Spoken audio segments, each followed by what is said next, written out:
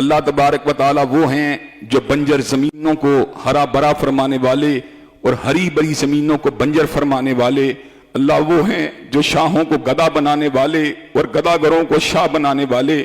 اللہ وہ ہیں جو مایوسوں کو امید دلانے والے اور امید والوں کو مایوس فرمانے والے۔ اللہ وہ ہیں جو عزت والوں کو ذلیل کرنے والے اور ذلیلوں کو عزت دینے والے۔ اللہ وہ ہیں جو گرے ہوئوں کو اٹھانے والے اور اللہ وہ ہیں جو اٹھے ہوئوں کو گرانے والے۔ اللہ وہ ہیں جو بیماروں کو شفا دینے والے اور شفا والوں کو بیمار فرمانے والے۔ اللہ وہ ہیں جو طاقتوروں کو بے بس کرنے والے اور بے بسوں کو طاقتور فرمانے والے۔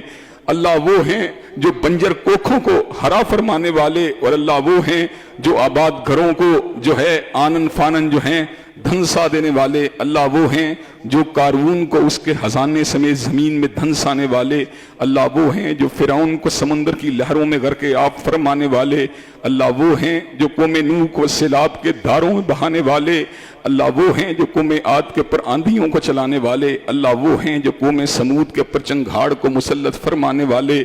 اللہ وہ ہیں جو قوم لوط کے پر پتھروں کی بارش برسانے والے۔ اللہ وہ ہیں جو قوم مدین کے پر چیخ کے عذاب کو مسلط فرمانے والے۔ اللہ وہ ہیں جو آل فرعون کے پر ٹڈی دلوں، ہون، مینڈکوں اور جوؤں کے عذاب کو نازل فرمانے والے۔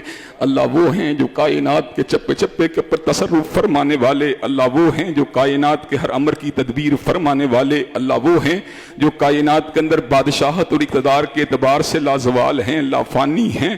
اللہ تبارک و تعالی ازل سے ہیں، ابد تک رہیں گے۔ اللہ اکیلے ہیں، یگانہ ہیں، یکتا ہیں، فعال لما یرید ہیں، سریع الحساب ہیں، شدید العقاب ہیں، اللہ کل شیء قدیر ہیں۔ اللہ وہ ہیں جو چاہتے ہیں وہ فرما دیتے ہیں۔ اللہ وہ ہیں جو رکاوٹوں کو دور فرمانے والے۔ اللہ وہ ہیں جو آسانیوں کو دکھوں میں تبدیل فرمانے والے۔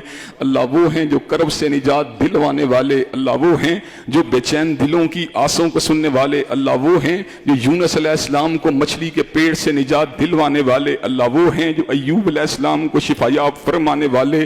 اللہ وہ ہیں جو بدر کے معرکے کے اندر اپنے حبیب کی مدد کے لیے فرشتوں کا نزول فرمانے والے۔ جب اللہ تبارک و تعالیٰ کے پاس ہی ہر چیز ہے تو پھر کرونا وائرس کا ڈر کس بات کے اوپر ہے؟